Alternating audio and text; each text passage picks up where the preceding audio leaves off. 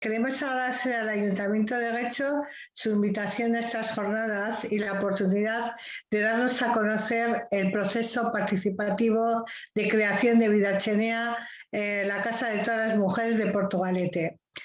Las 18 jornadas de igualdad fueron uno de los puntos de partida de ese proceso participativo. Estas jornadas las organizamos en Portugalete en noviembre del 2019, las hicimos de forma presencial y tuvieron dos momentos diferenciados.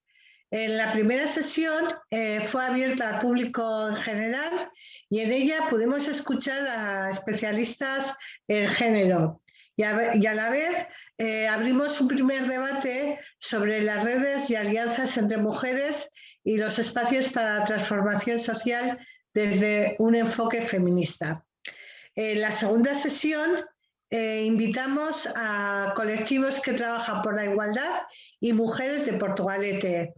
Las invitamos a participar en un taller de reflexión sobre la posible creación de la Casa de las Mujeres y a la vez pudimos conocer prácticas y experiencias de tres espacios en activo.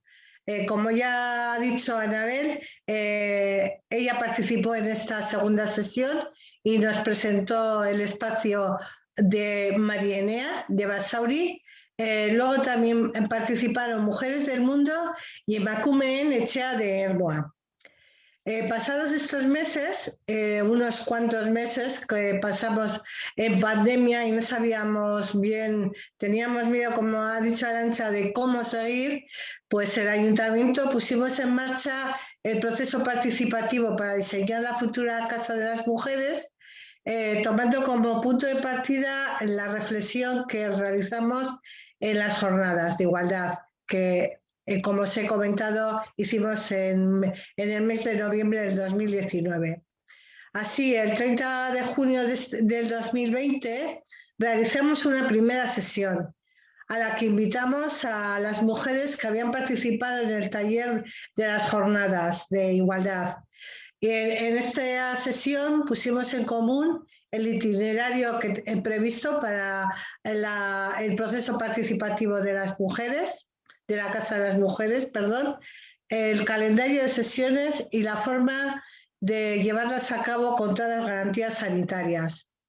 También acordamos en esta sesión los días de la semana y los horarios más adecuados para todas las mujeres. Antes de comenzar, les hicimos entrega a todas las participantes en ese grupo de reflexión de un cuaderno de bitácora. Es un cuaderno en el que las mujeres podían seguir el itinerario del proceso participativo y además tomar notas sobre el propio proceso.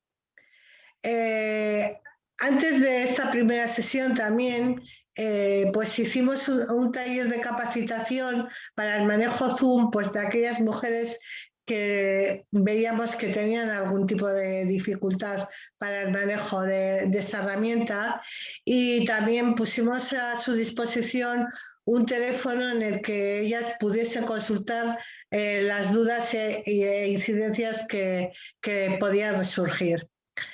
Así iniciamos el proceso en septiembre del 2020 y hemos hecho 7 sesiones telemáticas desde septiembre del 2020 a diciembre del 2020. El grupo motor lo componemos 25 mujeres, muy diversas en edad, cultura y procedencia. Y en estas 7 sesiones telemáticas que hemos hecho de septiembre a diciembre hemos definido el propósito y los principios de Vidachenea. Y hemos abordado 3 ejes de trabajo. El primer eje de trabajo es el de programas y actividades, el segundo eje es espacio físico y el tercero el modo organizativo y de gobernanza. Todo este trabajo que hemos realizado durante estas 7 sesiones telemáticas lo hemos recogido en un documento final que ha sido aprobado por la Comisión Mixta de Igualdad y que a su vez hemos enviado a todas las participantes del grupo motor. Además, como bien ha comentado también Anabel, en el mes de octubre hicimos una visita virtual a 2 experiencias cercanas y para nosotras muy inspiradoras, como fueron Marienea de Basauri y la Casa de Mujeres de Zarautz. Durante todo este proceso hemos dado cuenta de los avances y acuerdos a través de un blog de Portuigualdad. En él hemos recogido las impresiones en vídeo de las personas involucradas en el proyecto y de las redes sociales con la etiqueta Portuigualdad. El modelo que hemos decidido entre todas de cogestión de la Casa de las Mujeres ha sido el de gobernanza. Se trata de una gobernanza participada conjuntamente entre la Comisión Mixta de Igualdad, en representación del Ayuntamiento de Portugalete y el colectivo ciudadano implicado en el proyecto.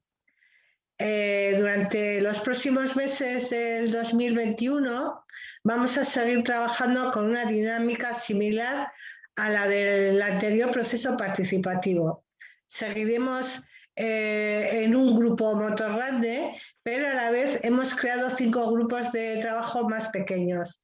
Estos 5 grupos son el grupo de comunicación, de diseño del espacio, relación con el barrio, incorporación de un mayor número de mujeres y agentes y programación de actividades.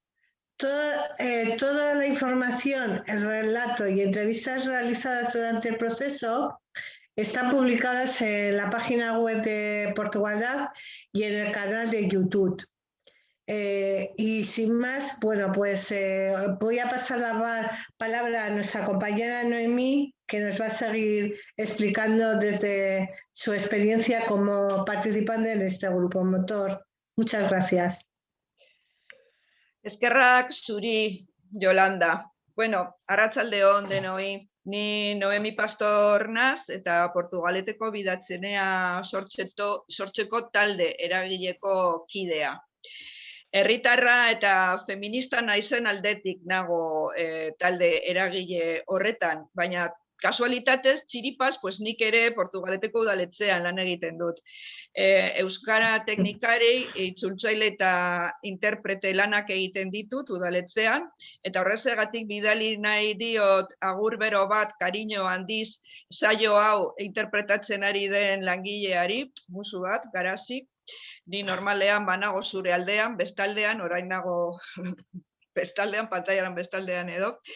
Eta horretaz aparte, berdintasun batzorde mistoko kidea ere banaz. Portugaleten, martxan dabil aspalditik berdintasun batzorde mistoa, eta sortu zenetik bertatik naz kidea. Eta aipatu nahi dut bereziki, berdintasun batzorde misto hori betidanik izan delako parte hartzeko espazio bat, hori bebai. Feminista eta hizkuntzalaria naizen aldetik, ikertu dut urte askotan administrazioko hizkera eta saiatu naiz beti sexismorik gabeko hizkera bat lortzen eta egiten edo eraikitzen. Eta hori izan da nire uste apalean ere ekarririk handiena berdintasun batzorde horretara. Eskaini nahiko nizueke beraz, Yolandaren ikuspuntu teknikoa osatzera datorren beste ikuspuntu bat. Esan du Yolandak, prozesu partizipatibo honen abiapuntua izan zala 2019ko azaroan egin genituen berdintasun jardunaldiak, eta hala da. Baina hori baino lehen, beste topaketa bat izan gendun, hilabete batzuk lehenago, 2019ko irailean, Gure Bakea izeneko udalaren lokal batean. Gure Bakea da lokal bat Portugaleten dagoena, eta aspaldian zen BBKaren jubilatuen etxea. Eta prozesu honen guztiaren hastapenetan, udalak emakumen etxea egiteko eskainizun lehen lokala hori izan zen, Gure Bakea izeneko lokal hura. Gero, udalak beste lokal bat eskainizun, Urdibai plazakoa, Euskaltegi Zarra, eta gure talde eragileak erabakizun nahiago zuela bigarren lokal hori Urdibaikoa bidatzenea egiteko. Beraz, esan dezakegu prozesu partizipatibo honek lau une izan dituela. Lehena, aurrenekoa, esan dudan bezala, 2019ko irailean izan zen, gure bakean izeneko lokal hartan, eta garai hartan, ja, iruditzen zait oso urrun dagola, baina egia esan ez dago hain urrun, pues nik jaso nun dei bat, esaten zuena, ia parte hartu nahi nuen hausnarketa talde batean. Deialdiak esaten zuen Portugaleteko udalak talde adimenaren ariketa egin nahi zuela, jakiteko zein neurritan egongo ziren Portugaleteko emakumeak interesaturik emakumeen etxe baten proiektuan. Eta hori izan zen abiapuntu kronologikoa prozesu partizipatiboarena. Ez proiektu osoarena, ze proiektua ja hasi zen eta asmo politikoa eta aldarrikapena ere baziren ja herrian aspalditik, baina prozesu parte hartzailea horretan hasi zen, edo behintzat hala esango nukenik.